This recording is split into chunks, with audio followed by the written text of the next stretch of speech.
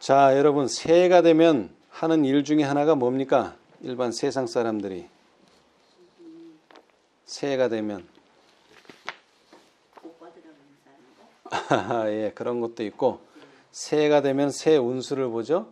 예, 12가지 띠별로 예, 우리는 12가지 띠가 아니라 12지파별로 세상의 마지막 때 어떤 일이 벌어질 것인가 이 예언을 좀 살펴봐야 되는데, 자, 구약에서는 마지막 때 세상 끝에 관한 예언을 다룬 책이 바로 다니엘서입니다. 그렇죠? 다니엘서 끝장 다니엘 12장 9절 10절 한번 읽어보겠습니다. 다니엘 12장. 그가 가로되 다니엘아 갈지어다. 대저 이 말은 마지막 때까지 간서하고 봉함할 것임이니라. 많은 사람이 연단을 받아 스스로 정결케 하며 희게 할 것이나 악한 사람은 악을 행하리니 악한 자는 아무도 깨닫지 못하되 오직 지혜 있는 자는 깨달으리라. 아멘. 자, 누가 깨닫는다고요? 지혜 있는 자. 예, 오직 지혜 있는 자는 깨닫는다 그랬어요. 근데 누구는 깨닫지 못해요? 악한 자는 아무도 깨닫지 못한다. 그래놓고 이 악한 사람이 나타나기 전에 하신 말씀이 많은 사람이 연단을 받아 어떻게 한다고요? 스스로 정결케 하며 희게 할 것이다. 그러나 악한 사람은 악을 행한다. 그래놓고서는 오직 지혜 있는 자는 깨닫는다. 그 말을 뒤집어서 하면 오직 지혜 있는 자가 깨닫는데 그 지혜 있는 자는 누구다? 스스로 정결케 하며 희게 하는 사람이고, 그런 사람들은 뭐한다? 깨닫는다. 이것이 다니엘서의 결론 부분이에요.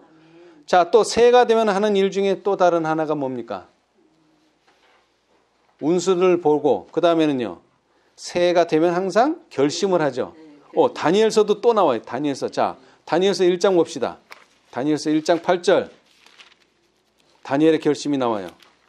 다니엘은 뜻을 정하여 왕의 진미와 그의 마시는 포도주로 자기를 더럽히지 아니하리라 하고 자기를 더럽히지 않게 하기를 환관장에게 구하니. 아멘. 자, 아까 말했지만 12장 그 10절에 나온 스스로 정결케 하고 희게 하는 사람들은 깨닫는다 이랬는데 본인이 그 사람이 된 거예요. 다니엘이. 어떻게 하겠다고요? 자기를 더럽히지 아니하리라 하고 뭐를 정했어요? 뜻을 정했다. 새해하는 결심이기도 하죠. 자, 바벨론에 포로로 잡혀왔지만 뭐를 정했다고요? 뜻을 정했다. 어떻게 하기로? 자기를 더럽히지 아니하리라. 그래서 다니엘이 자기를 더럽히지 않기로 뜻을 정하니까 결국 뭐를 깨닫게 됐어요? 다니엘의 예언들을 깨닫게 된 거예요. 자, 그런데 여기 스스로 자기를 더럽히지 않겠다는 것을 다른 말로 하면 다니엘은 건강개혁을 하겠다. 사실 하겠다가 아니라 전에부터 해왔는데 포로로 잡혀와도 그 원칙은 내가 지키겠다. 그래서 결국 스스로 정결케 하고 희게 해서 지혜 있는 자가 되어 그 다니엘에게 주어진 계시의 예언들을 깨닫게 되었다. 그래서 오늘 우리도 다니엘처럼 좀 뜻을 정해보기를 원합니다. 예, 이게 중요해요. 자, 그런데 그 뜻이, 그 사람의 뜻이 하나님의 뜻과 일치한다면, 그 다음에 하나님의 뜻과 연합한다면 얼마나 놀라운 결과를 가져오겠습니까? 그렇죠? 예. 자, 그러면 우리는 이제 새해에 어떤 뜻을 정해볼까요? 자, 우리 이사야서를 보겠습니다. 이사야서 8장. 이 새해에 이런 뜻을 정하게 되시기를 바랍니다. 이사야 8장 11절로 13절을 한번 읽어보겠습니다. 여호와께서 강한 손으로 내게 알게 하시며 이 백성의 길로 행치 말 것을 내게 경성시켜 가라사대 이 백성이 맹약한 자라 있다 말하여도 너희는 그 모든 말을 따라 맹약한 자가 있다 하지 말며 그들의 두려워하는 것을 너희는 두려워하지 말며 놀라지 말고 만군의 여호와 그를 너희가 거룩하다 하고 그로 너희의 두려워하며 놀랄 자를 삼으라. 아멘. 자, 이 이사야 시대가 어떤 시대냐면 포로로 잡혀가기 전이에요. 이스라엘이. 왜 포로로 잡혀가죠? 타락했기 때문이죠. 예, 타락했기 때문에. 그래서 뭐 하지 말라 그랬어요? 이 백성의 길로 행치 말라. 그러니까 이 백성이 지금 어디로 가고 있다? 애굽으로 차근차근 가고 있는데 그 길로 가지 말라는 거예요. 그래서 경성해라. 깨어나라.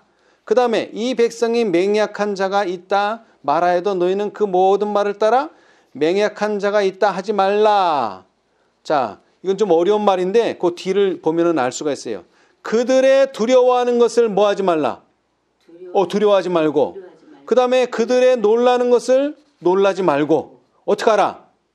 만군의 여호와 그를 너희가 거룩하다 하고 그로 너희의 두려워하며 놀랄 자를 삼으라. 자, 오늘 새해에 이 13절 만군의 여호와 그를 너희가 거룩하다. 자, 하나님을 어떤 분이라고요? 거룩한 분이다. 이렇게 삼으라는 거예요. 자, 그 다음에는요. 또 그분을 여호와 하나님을 너희의 두려워하며 놀랄 자를 삼으라. 네, 이런 신앙하게 되시기를 바랍니다. 자, 이렇게 여호와를 거룩한 분으로 섬기고 삼고 그 다음에 그분을 두려워하고 그분을 놀랄 자로 삼으면 어떤 일이 벌어질까요? 어떤 결과를 보게 될까요? 다음 절 14절이 나와요. 14절. 그가 거룩한 피할 곳이 되시리라. 아멘. 여러분 요즘 재난이 얼마나 많습니까? 뭐 비행기 사고도 나고 뭐 사고가 얼마나 많아요. 그런데 우리가 하나님을 거룩한 분으로 섬기고 그 다음에 그분을 두려워할 자로 섬기고 그 다음에 놀랄 자로 삼으면 어떻게 된다고요? 그 사고 많고 재난 많은 이 시대에 우리의 피할 곳. 근데 그냥 피할 곳도 아니야. 어떤? 거룩한 피할 곳이 되시리라. 아멘. 자, 근데 반대로 우리가 여호와 하나님을 거룩한 분으로 삼지 않고 그 다음에 그분을 두려워하지도 않고 그분을 놀랄 자로 삼지 않으면 어떻게 될까요? 그게 이제 14절부터 나와요. 읽어보세요. 그러나 이스라엘의 두 집에는 거치는 돌, 걸리는 반석이 되실 것이며 예루살렘 거민에게는 함정, 올무가 되시리니 15절. 많은 사람들이 그로 인하여 거칠 것이며 넘어질 것이며 부러질 것이며 걸릴 것이며 잡힐 것이니라. 아멘. 자, 그렇게 하지 않으면 어떻게 된다고요? 넘어지고 거치고 부러지고 걸리고 잡힌다. 이렇게 된다는 거예요. 자, 그런데 여기는 두 가지 원인 때문에 이렇게 되는 거예요. 두 가지 원인. 자, 첫 번째 원인, 거치고 넘어지고 부러지는 것은 왜 그렇게 될까요? 왜 거치고 왜 넘어지고 왜 부러질까요? 사람들이. 특히 겨울철에는 부러지는 사람 많죠? 넘어져가지고. 왜 그럴까요? 그거 나왔잖아요. 거치는 돌, 걸리는 반석 때문에 어떻게 된다고요? 거치고 넘어지고 부러지는 거예요. 그렇죠? 그 다음에 뒤에 또 두 가지. 걸리고 잡히는 건 왜 그래요? 어디에 걸려? 우리가 어디에 걸리죠?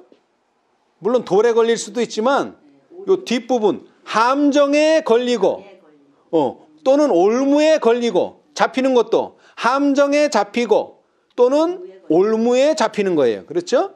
네. 참 재밌어요. 성경을 참 우리 이해하기 쉽게 잘 참 기록해 놓으셨어요. 자, 우리가 돌에 또는 반석에 걸려 거치거나 넘어지거나 부러져요. 그럼 죽나요? 안 죽어요. 안 죽죠. 근데 뭐를 입어요? 상처를 입어요. 근데 그 상처는 이스라엘의 두 집에는 뭐가 있다는 거예요? 그렇게 거치는 게 있고 넘어지는 게 있고 부러지는 게 있어요. 그러니까 잘못하면 뭐를 입어요? 이 두 집에는 상처 입을 어떤 요소가 있다는 거예요. 그런데 예루살렘 거민에게는 뭐가 있어요? 함정이 있고 올무가 있어요. 자, 그 함정에 걸리고 올무에 걸리고 잡히면 어떻게 되나요? 그때는 죽는 겁니다. 망하는 거예요. 멸망하는 거예요. 이 올무에 걸리거나 함정에 걸리면 그때는 망하는 거예요. 다치는 정도로 끝나는 게 아니에요. 근데 그게 어디 있다고요? 예루살렘 거민에게는. 여러분 예루살렘이 왜 멸망했어요? 이 함정에 빠지고 올무에 걸려서 죽은 거예요. 결국 망한 거예요. 그렇죠? 그런데 이 말씀을 신약에서 인용한 사도가 있어요. 바로 사도 바울이에요. 자, 이 거치는 돌, 걸리는 반석을 인용한 사도 바울 로마서 9장 33절.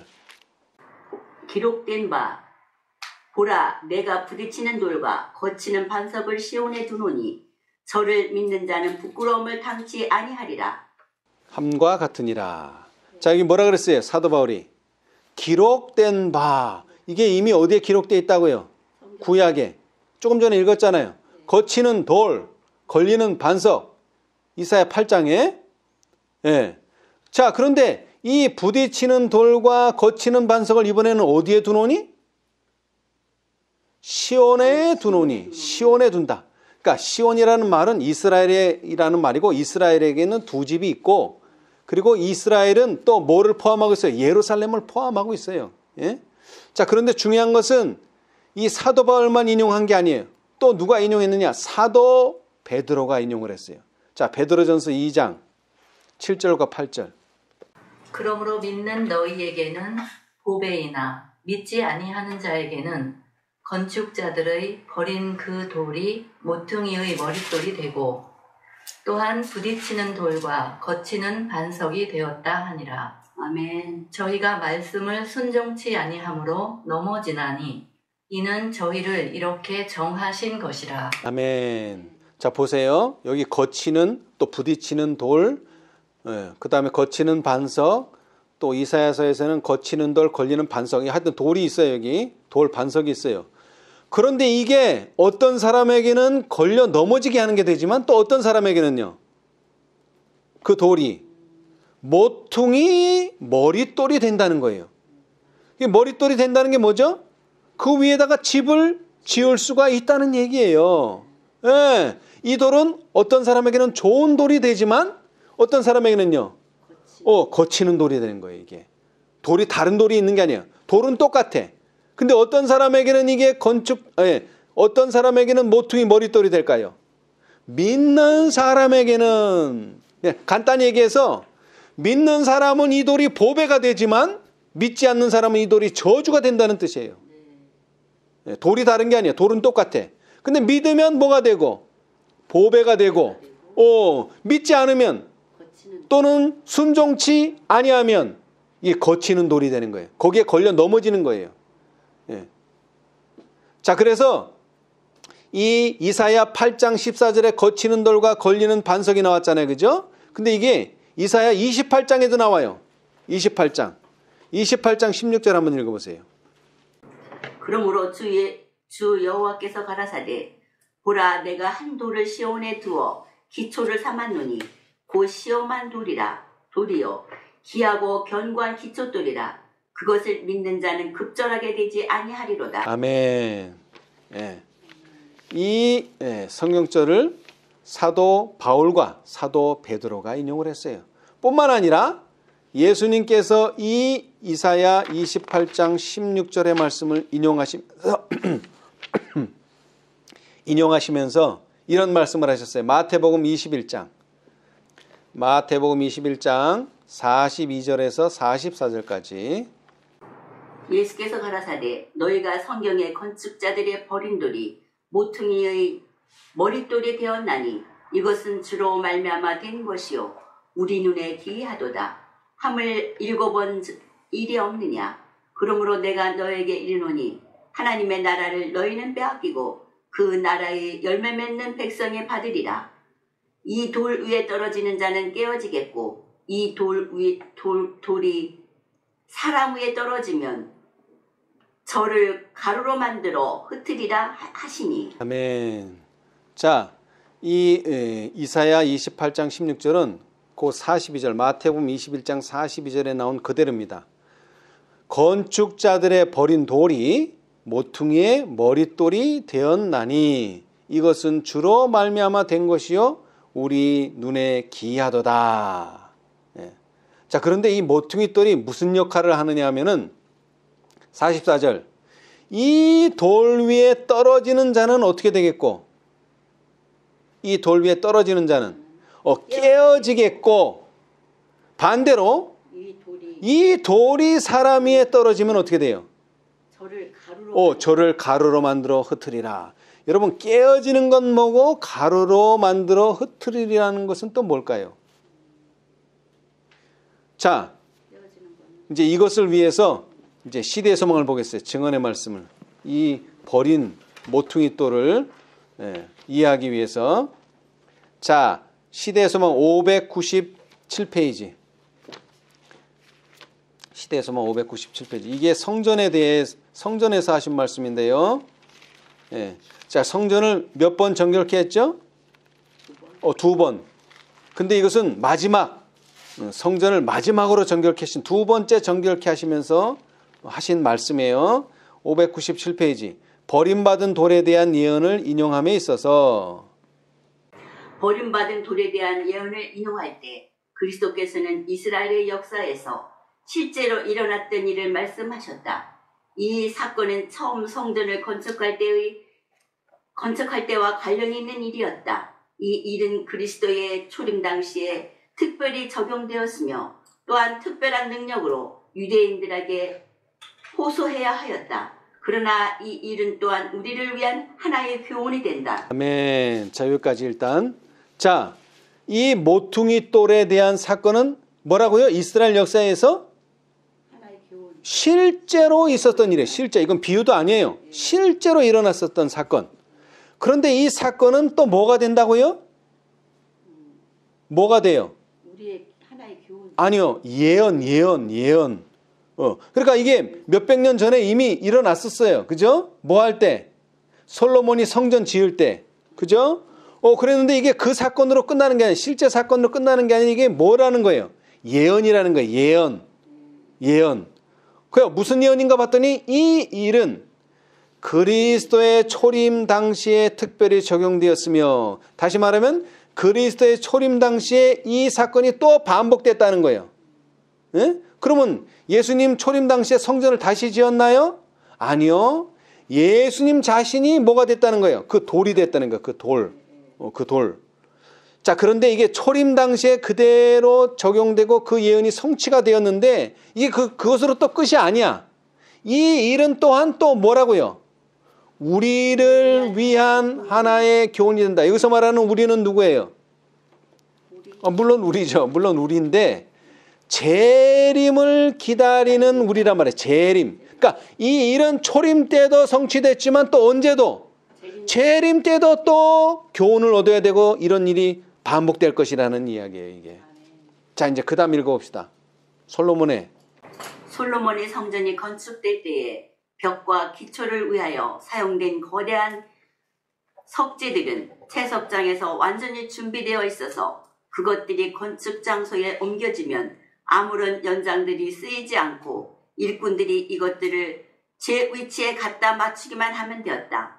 기초에 사용하기 위하여 유별나게 크고 특별한 모양을 한 돌을 가져왔으나 일꾼들이 이 돌을 갖다 맞출 곳을 찾지 못하여 이것을 받아들이지 않았다. 이 돌은 저희 길에 쓸데없이 놓여 있었기 때문에 그들에게 귀찮은 물건이 되었다. 오랫동안 이 돌은 버려져 있었다. 그러나 건축자들은 모퉁이 돌을 놓기 위에 와서는 특수한 장소에 맞으며 그 위에 올려놓을 큰 무게에 견딜 수 있는 충분한 크기와 강도와 적당한 모양을 갖춘 돌을 오랫동안 찾았다.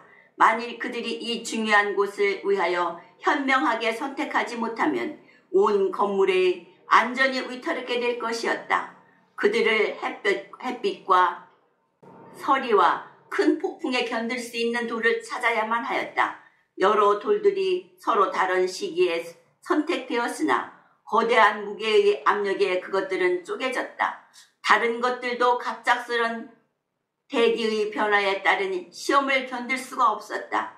그러나 마침내 매우 오랫동안 버려둔 돌이 주목을 끌게 되었다. 이것은 공기와 햇빛과 폭풍에 노출되어 있었으나 아주 작은 금도 나타나지 않았다. 건축자들은 이 돌을 검사하였다. 이것은 한 가지 외에는 다른 시험을 견디었다. 만일 이것이 엄청난 압력의 시험을 견딜 수 있다면 그들은 이것을 모퉁이 돌로 채택하기로 결정하였다. 시험한 후에 이 돌을 채택하여 배정한 장소에 가져가니 꼭 들어맞는 것을 발견하였다. 예언적 계시를 통하여 이사야는 이 돌이 그리스도를 상징하는 것임을 보았다. 그는 다음과 같이 말하였다. 아멘. 자, 여기까지요. 자, 보세요. 이제 성전을 짓는데 솔로몬 당시에 처음으로 이 성전을 어떻게 짓느냐 하면 돌을 어디서 깎아요? 채석장에서. 이 성전 거기 그 자리에서는 아무 일도 안 해. 뭐만 해? 그냥 갔다 와서 맞추기만 하는 거야. 조립만 하는 거야. 그럼 어디서 다 깎아왔느냐 하면 채석장에서 미리 다 깎아서. 그래서 돌을 다 운반해 와서 보니까 돌이 하나 있는데 이거는 뭐 어디 갖다 놔도 맞지를 않아. 돌이. 그래서 그 돌을 그냥 버려뒀어. 근데 나중에 모퉁이 돌을 쓰려고 보니까는 없어, 돌들이. 그래서 그 돌을 어떻게 했어요? 나중에 그 모퉁이 돌로 쓰려고 보니까 딱 맞아. 근데 중요한 건 뭐예요? 이 모퉁이 돌로 쓰려면, 이 기초 돌로 쓰려면 뭐를 해야 되죠? 이 시험을 견뎌야 돼요. 이 시험을. 예수님이 33년 반 동안 뭐를 견딘 거예요? 바로 이 시험을 견딘 거예요. 특별히 십자가의 그 고난을 견딘 거예요. 그래서 뭐가 입증이 됐어요? 이 돌은 견고한 돌이다. 이 돌은 기초로 놔도 문제가 없겠다. 그래서 이 돌이 뭐라고요? 그리스도를 상징하는 것이다. 예언적으로 보니까. 자, 이제 그 다음에 읽어보세요. 그 다음에 이제 성경절이에요. 만군의 여호와 그를 너희가 거룩하다 하고 그를 너희의 두려워하며 놀랄 자를 삼으라. 그가 거룩한 패할 곳이 되시리라. 그러나 이스라엘의 두 집에는 거치는 돌, 걸리는 반석이 되실 것이며 예루살렘 거민에게는 함정 올무가 되시리니 많은 사람들이 그로 인하여 거칠 것이며 넘어질 것이며 부러질 것이며 걸릴 것이며 잡힐 것이니라. 선지자는 예언적 계시 가운데 초림으로 옮겨져서 그리스도께서 솔로몬 성전의 큰 모퉁이돌 취급에서 상징된 시련과 시험을 견뎌야 된다는 사실을 보았다. 그러므로 주 여호와께서 가라사대 보라 내가 한 돌을 시온에 두어 기초를 삼았노니 곧 시험한 돌이요 기하고 견고한 기초돌이라. 그것을 믿는 자는 급전하게 되지 아니하리로다. 아멘. 자, 여기 보세요. 두 개의 성경절, 돌에 관한 두 개의 성경절, 이사야 8장 13절로 15절, 그 다음에 28장 16절은 다 그리스도를 상징하는 거예요. 그렇죠? 자, 그런데 이 돌이 어떤 사람에게는 거치는 돌, 어떤 사람에게는 함정과 올무가 될 수 있다 그랬어요. 자, 그래서 이 돌로 말미암아 사람들이 뭐 되고 거치고 넘어지고 부러지고 걸리고 잡힌다. 몇 가지예요? 딱 5가지예요. 그 다음에 처음에 3가지 거치고 넘어지고 부러지는 것은 뭐 할 수 있어요? 상처는 입힐 수는 있지만 그 이상도 그 이하도 아니에요. 상처는 받을 수 있어요. 그런데 나머지 2개는 걸리고 잡히면 어떻게 돼요? 그때는 죽는 겁니다. 걸리고 잡히면 죽거나 망하는 거예요. 그렇죠? 그런데 이것은 초림 당시에 뭐 됐다? 특별히 적용되었고 그 다음에는 뭐예요? 우리를 위한 하나의 교훈이 된다. 그 말은 뭐예요? 재림을 기다리는 사람들을 위한 하나의 교훈이 된다. 그런데 그것이 5가지다. 그렇죠? 그 말의 뜻이 뭐예요? 오늘날 우리가 뭐를 피하고 이런 거치는 돌을 피하고 오히려 그것을 받아들임으로 견고한 기초석 위에 집이 세워지기 위해서는 5가지가 필요하다는 거죠. 그죠? 5 기별이 필요한 것이고. 그래서 이 기별을 다 뭐하지 않으면, 거절하지 않는다면, 이 5가지를 거절하지 않는다면 뭐하지도 않고 거치지도 않고 넘어지지도 않고 부러지지도 않고, 그렇죠? 그 다음에 걸리지도 않고 잡히지도 않는다. 그래서 뭐가 되는 거예요? 이제 그래서 자 이제 그 다음을 읽어보겠습니다. 무한하신 지혜로서 무한하신 지혜로서 하나님께서는 소석을 택하시고 친히 이것을 놓으셨다. 그분은 이것을 견고한 기초돌이라고 부르셨다. 온 세계가 이 돌 위에 걱정과 근심의 짐을 놓을지라도 이것은 그 모든 것들을 견딜 수 있다. 아멘. 자 보세요. 자 이제 예수님이 돌이 된다는 말의 의미가 뭐냐? 거기다 뭘 놓으라고요? 이 돌 위에 나의 모든 걱정을 올려놓고 자 그 다음에 뭐를? 근심을 올려놔도 이 돌은 뭐한다? 그 모든 것들을 견딜 수 있다. 그런데 나는 어떻게 돼요? 나는 걱정하고 근심하면 나는 어떻게 돼요? 병들거나 결국 죽게 된다. 그러니까 내 걱정, 내 근심을 어디다 올려놔라? 그리스도 이 돌 위에다가 좀 갖져놔라. 네가 지지 말고 좀 제발. 왜? 이 돌은 이 모든 것을 견딜 수 있다는 게 이미 시험이 되고 검증이 됐다는 거예요. 지금 검증. 자, 그 다음 그들은 더할 나위 없이 안전하게 그 위에 지을 수 있다. 그리스도는 시험한 돌이시다. 당신을 신뢰하는 자들을 그분은 결코 실망시키지 않으신다. 그분은 모든 시험을 견디셨다. 그분은 아담과 그 후손들의 죄의 무게를 견디셨으며 악의 세력의 정복자 이상의 일을 성취하셨다. 그분은 회개하는 모든 죄인들이 그분에게 맡기는 죄의 짐을 지셨다. 아멘. 자, 그 다음에 이제 걱정 근심뿐만 아니라 이 돌 위에 또 뭐를 올려놓을 수 있어요? 죄의 짐을 놓을 수가 있는 거예요. 이제 죄의 짐을. 왜냐하면 그분은 회개하는 모든 죄인들의 죄짐도 뭐 하셨기 때문에? 지셨기 때문이냐. 자, 이제 그 다음 한번 읽어보세요. 그리스도 안에서 죄 지은 심령이 구원을 찾았다. 그분은 견고한 기초돌이시다. 그분을 의지하는 모든 사람은 완전한 안전을 얻는다. 아멘. 자, 아까 피난처라고 했죠? 거룩한 피난처. 이게 바로 거룩한 피난처. 완전한 안전을 얻는다. 왜? 근심도 올려놓고 걱정도 올려놓고 더 나아가서는 내 죄도 올려놓기 때문에. 자, 그 다음 이사야의 예언에서 그리스도는 견고한 기초돌과 거치는 돌이라고 선언되었다. 사도 베드로는 성령의 영감을 받아 기록하면서 그리스도가 어떤 사람에게는 기초돌이요 어떤 사람들에게는 거치는 반석이라는 것을 보여준다. 아멘. 자, 돌은 하나예요. 근데 어떤 사람에게는 이게 뭐가 되고 기초돌이 되고 또 어떤 사람에게는 이게 거치는 반석이 된다 이 말입니다.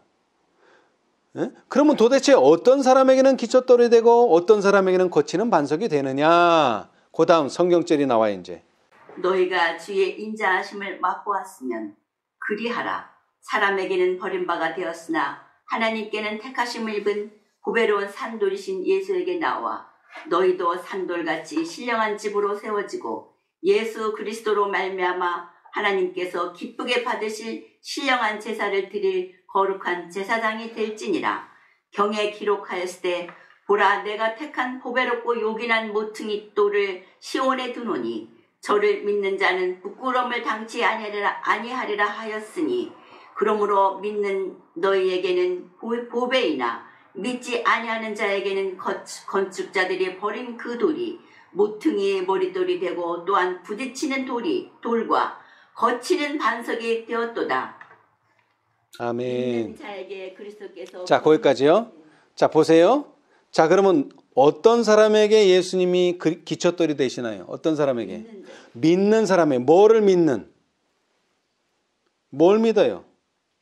내 근심을 올려놔도 그분은 견디신다. 그러니까 뭐를 해야 돼? 믿는다면은 내 근심을 거기다 갖다 놔야 돼. 자, 그 다음에 내 뭐를 또 갖다 놔야 돼? 걱정을 갖다 놔야 돼. 그게 믿는 거예요. 그 다음에 또 제일 중요한 건 뭐예요? 내 죄를 거기다 갖다 놔야지 믿는 거예요.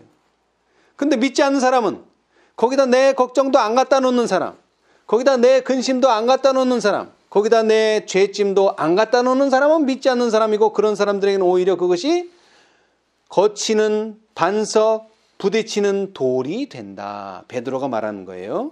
예. 자, 그런데 이것보다 또 더 중요한 게 있어요. 이제 예수님께서 예화를 드셨는데, 말씀하셨는데 마태복음 21장에서. 자, 그 다음에 이제 믿는 자에게 그리스도께서 견고한 기초돌이 되신다. 이들은 반석에 떨어져 깨지는 자들이다. 그리스도께 대한 복종과 그분께 대한 믿음이 이곳에 나타나 있다. 반석에 떨어져 깨지는 것은 우리의 독선을 버리고 어린아이의 겸손으로 그리스도께 나아가 우리의 죄를 자복하고 그분의 용서하시는 사랑을 믿는 것이다. 그리고 우리가 우리의 기초이신 그리스도 위에 집을 짓는 일은 역시 믿음과 순종으로 말미암는 것이다. 아멘. 자, 그리스도께서 견고한 기초돌이 되시는 또 다른 이유가 있어요. 우리의 걱정도 올려놓고 근심도 올려놓고 우리 죄도 올려놓는 게 한 이유기도 하지만 또 다른 이유가 있어요. 그 이유는 무엇이냐? 죄인의 독선을 깨뜨리는 것이 기초돌이 되시는 이유예요. 첫 번째. 그 다음에 두 번째는 그 깨지는 걸로 끝나면 안 돼. 그 깨졌다는 것은 잘 다듬어져 가지고 그리스도 위에 집을 짓기 위해서 예수님께서는 견고한 기초돌이 되셨다. 예. 자, 근데 중요한 것은 깨지는 게 중요해요. 깨지는 거. 왜 깨지는 게 중요하냐면 깨지지 않으면 나중에 어떻게 된다고요? 나중에는 흩어지는 거예요. 흩어진다는 말은 죽는다는 말이죠. 둘째 사망, 영원히 흩어져서 없어져 버리는 겁니다. 그러기 전에 우리는 뭐 돼야 돼요? 깨어져야 돼요. 깨어져야 돼요. 흩어지는 것도 쉽지 않은 일이지만 깨지는 것도 쉽지 않은 일이에요. 그렇죠? 예. 자, 그런데 우리가 뭘로 삼으면 예수님을 견고한 기초돌로 삼으면 우리는 그 위에서 깨어진다는 거예요. 우리의 뭐가 깨져요? 자아가. 여기서는 독선이라고 표현했지만 자아가 깨져서, 자아가 깨졌다는 건 뭐예요? 어린 아이와 같이 겸손하게 그리스도께 나아가 우리의 죄를 뭐하고? 자복하고 그분의 용서하시는 사랑을 어린 아이같이 받아들이고 믿는 것이다. 독선을 버리고. 근데 이 버리는 게 내 마음대로 안 된다는 거예요. 뭐에 의해서만? 이 반석에 떨어져서만 그게 깨지는 거예요. 반석에 떨어져야지만 버려지는 거예요. 나 혼자 힘으로는 안 돼요, 이게. 자, 그 다음에 이걸로 끝나는 게 아니야. 두 번째, 우리가 우리의 기초이신 그리스도 위에 뭐하라? 이제는 집을 지어야 된다. 어떻게? 믿음과 순종으로 말미암아. 이게 바로 성화죠. 이게 부르심과 뭐예요? 택하심이죠. 부르심과 택하심. 이 산돌, 이번엔 제가 읽겠습니다. 이 산돌 위에, 이게 중요해요. 무슨 돌? 산돌. 죽은 돌이 많아요, 요즘. 그리스도의 이름은 말하고 칭하는데 사실은 돌이 없어, 거기에. 그거 어떻게 할 수 있어요? 자아가 안 깨져. 아무리 다녀도 안 깨져. 그건 뭐예요? 그 죽은 돌이란 얘기, 기초돌이. 근데 살아있는 돌에서는요, 자아가 깨져요. 사람이 어린아이처럼 단순해져요. 뭐에 단순하다는 거예요? 말씀을 믿는 일에, 순종하는 일에. 그렇죠? 이 산돌 위에 유대인들과 이방인들 모두 다 같이 지을 수 있다. 이것은 우리가 안전하게 지을 수 있는 유일한 기초이며 모든 사람에게 충분할 만큼 넓고 온 세상 사람의 무게와 짐을 질 만큼 강하다. 산돌이신 그리스도와 합하여 이 반석 위에 집을 짓는 모든 사람은 또 어떻게 될까요? 산돌이 돼. 이거 참 신기한 일이죠. 이 모퉁이 돌만 살아있는 게 아니라 모퉁이 돌에 살아있으면 거기에다 계속 집을 짓는 이 집도 전체가 산돌이 된다는 거예요. 집 전체가 산돌. 많은 사람들이 자신의 노력으로 자르고 닦고 아름답게 하지만 여러분, 세상에 얼마나 도덕가들이 많아요. 그죠? 얌전한 사람들, 이렇게 교육받은 사람들 많아요. 근데 그거 결국 어디에 가면은요, 하나님의 시험에 들어가면 다 어떻게 돼요? 이게 불시험에 들어가면 다 소용없는 거예요.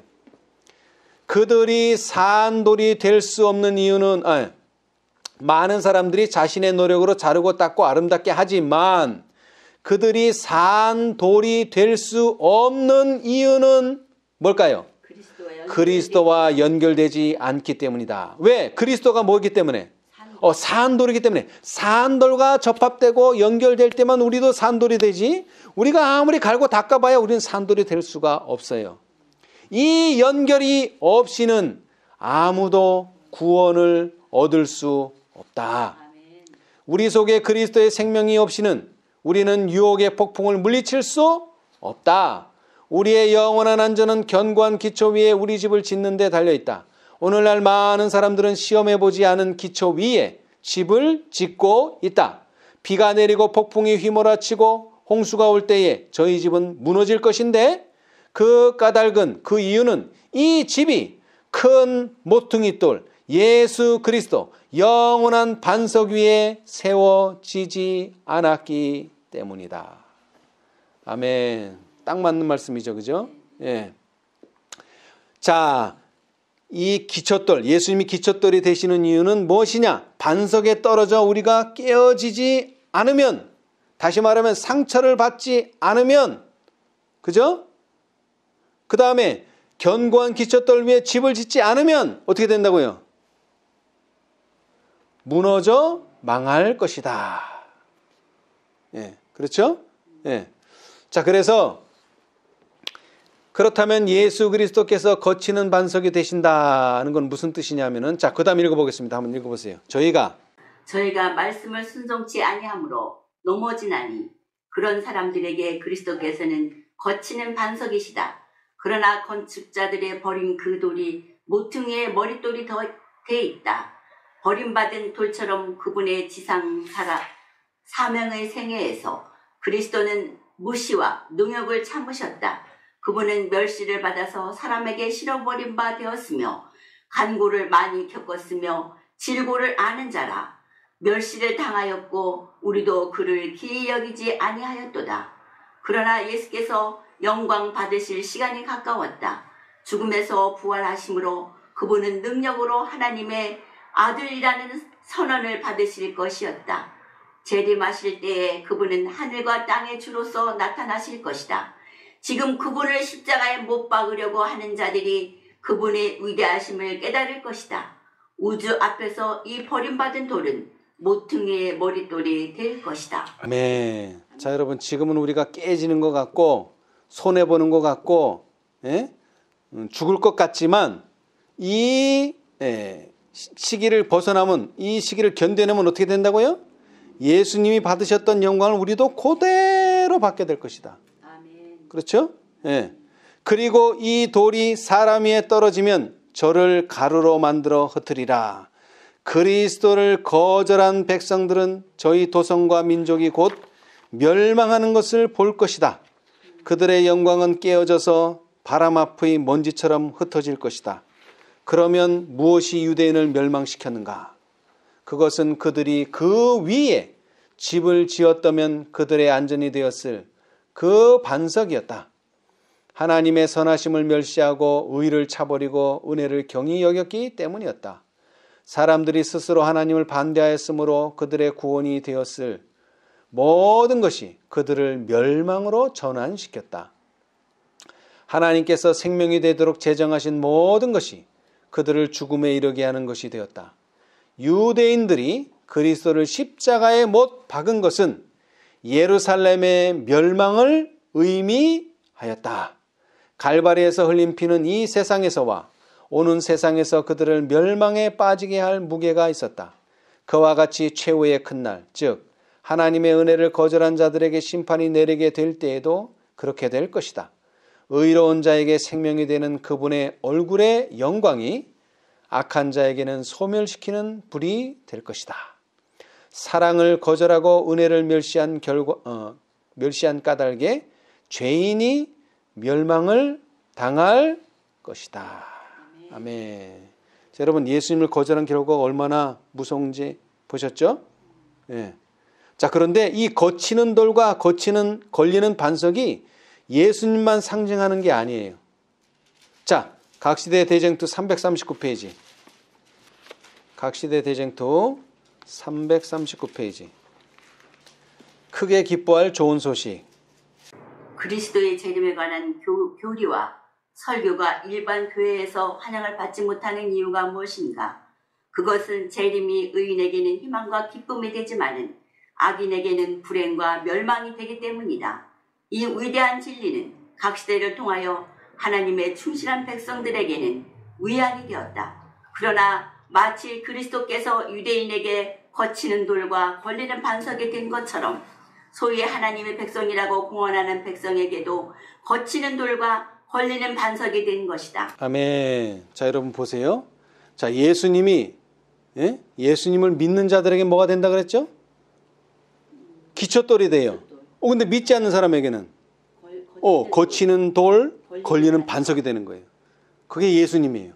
근데 또 거치는 돌과 걸리는 반석이 되는 게 있어요. 뭐예요?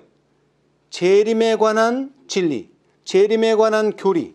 이것을 받아들이고 믿으면 어떻게 된다고요? 기초돌이 되지만 이것을 믿지 않고 받아들이지 않으면 이것은 거치는 돌과 걸리는 반석이 되는 거예요. 자, 이사야 8장으로 돌아가 봅시다.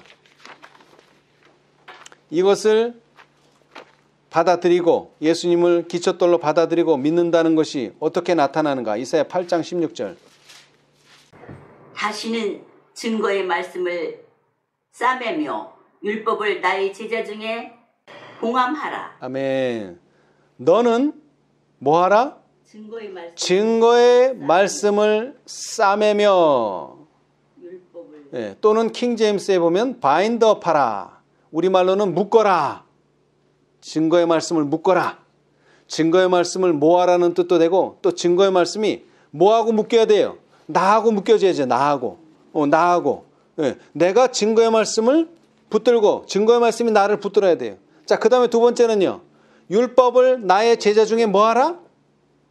봉함하라. 또는 인치라. 또는 보관을 잘 해놔라. 보관을 잘 해놔라. 그러면 어떻게 된다는 거야 이제 나중에. 20절 4절 지나서 20절 마땅히 율법과 증거의 말씀을 쫓을지. 아멘. 뭐 하라고요? 마땅히 율법과 증거의 말씀. 자, 거기 16절에도 증거의 말씀이 있고 율법이 있죠. 20절에도 율법이 있고 증거의 말씀이 있죠. 자, 16절에서 증거의 말씀을 싸매놓고 그 다음에 율법을 봉함해 놓은 상태에서 이제 뭐를 해야 되는 거예요? 20절에 이제 그 율법과 증거의 말씀을 뭐하라? 쫓으라. 그렇게 되면 어떻게 될까요? 이사야 8장 17, 18절. 그렇게 되면 이제 야곱 집에 대하여 낯을 가리우시는 여호와를 나는 기다리며 그를 바라보리라. 보라, 나와 및 여호와께서 내가 주신 자녀들이 이스라엘 중에서 징조와 예표가 되었나니 이는 시온 산에 계신 만군의 여호와께로 말미암은 것이니라. 아멘. 자, 보세요. 우리가 16절에 증거의 말씀을 싸매며 율법을 나의 제자 중에 봉함하면, 다른 말로 하자면은 마땅히 율법과 증거의 말씀을 쫓으면 어떻게 되느냐? 보라, 나와 및 여호와께서 내게 주신 자녀들이 뭐가 된다? 이스라엘 중에 징조와 예표가 된다. 이게 계시록 18장의 영광이에요. 근데 그렇게 되려면 어떻게 하라? 증거의 말씀을 싸매며 율법을 나의 제자 중에 봉함하고 어떻게 하라? 율법과 증거의 말씀을 쫓으라. 그래서 예수님께서 말씀하신 그대로, 예언하신 그대로 초림 때 모셔서 그대로 하셨잖아요. 그래서 뭐가 되신 거예요? 그때 당시에 예수님께서 징조와 예표가 되셨어요. 그죠? 예. 그래서 시몬이 뭐라고 말했어요? 예수님 아기를 보면서. 그때 당시는 아기였는데 너는 이스라엘에 흥하고 망하는 증거가 될 것이다. 표적이 될 것이다. 얘기했잖아요. 그런데 이번에는 재림 때는 이제 두 개가 되는 거예요. 보라, 나. 예수님 자신. 이미 초림 때에 이루셨지만 예수님 자신과 그 다음에는요. 그 예수님과 똑같은 누구? 14만 4천인. 여호와께서 내게 주신 자녀들이 이제 뭐가 된다고요? 이스라엘 중에 징조와 예표가 되리라. 자, 마지막으로 이제 증언의 말씀 읽고 마치겠습니다. 각시대 대쟁투 308페이지. 종교계의 타락, 재림의 징조 3. 그리스도께서는 제자들에게 당신의 재림의 징조에 유의하라고 명령함과 동시에 그들의 왕이 오실 징조를 볼 때에는 기뻐해야 한다고 말씀하셨다. 그분께서는 이런 일이 되기를 시작하거든 일어나 머리를 들라 너희 구속이 가까웠느니라고 말씀하셨다. 그리스도께서는 당신의 제자들에게 봄에 나무들이 움돋는 사실을 지적하면서 싹이 나면 너희가 보고 여름이 가까운 줄을 자연히 아나니 이와 같이 너희가 이런 일이 나는 것을 보거든 하나님의 나라가 가까운 줄을 알라고 말씀하셨다. 그러나 교회 안에서 겸손과 헌신의 정신이 교만과 형식주의로 바뀌고 있는 동안 그리스도께 대한 사랑과 그분의 재림에 대한 믿음은 점점 식어져 버렸다. 소위 하나님의 백성이라고 자부하는 자들이 세속적 욕심과 향락을 구하는 일에 몰두되어 구주의 재림의 징조들에 대한 교훈에는 소경이 되어버렸다. 재림의 교리는 등한히 여겨졌고 재림에 관한 성경절들은 곡해로 가리워져서 마침내 그것은 거의 대부분 무시되고 잊어버린 바 되었다. 특별히 그와 같은 현실은 미국의 각 교회들에 있어서 그러하였다.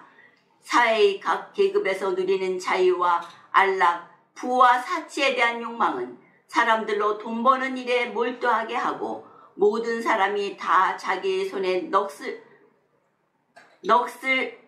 수 있을 것처럼 보이는 명예와 권력에 대한 열렬한 욕망은 사람들로 하여금 그들의 흥미와 중심을 이 세상의 사물에 두게 하고 현세의 모든 사물을 파괴해버릴 그 엄숙한 날을 아주 먼 장래의 일로 제쳐놓게 하였다. 아멘. 자, 여러분 아까도 말씀하셨지만 80세 된 할머니가 내가 아기 때도 예수님 오신다는 소리 들었는데 아직도 안 오셨어. 오시려면 아주 멀었어. 그렇게 사람들이 생각하고 있다는 거예요. 그것도 재림을 기다리는 사람들이. 예. 그런데 그렇지 않다는 거죠. 예. 그렇게 생각하면 큰일입니다. 왜? 여태까지 읽었잖아요.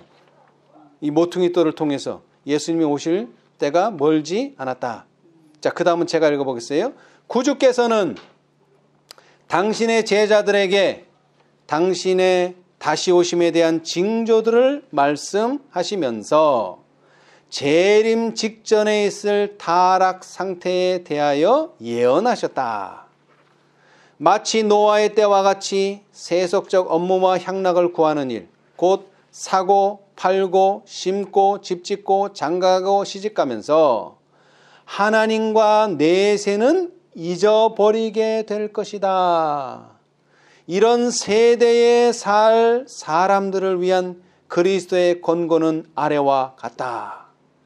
너희는 스스로 조심하라. 그렇지 않으면 방탕함과 술 취함과 생활의 염려로 마음이 둔하여지고 뜻밖의 그날이 덫과 같이 너희에게 임하리라.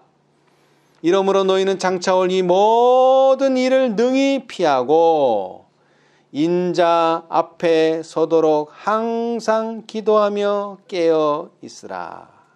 아멘. 자, 여러분 시간이 많이 지난 것도 사실이에요. 그렇죠?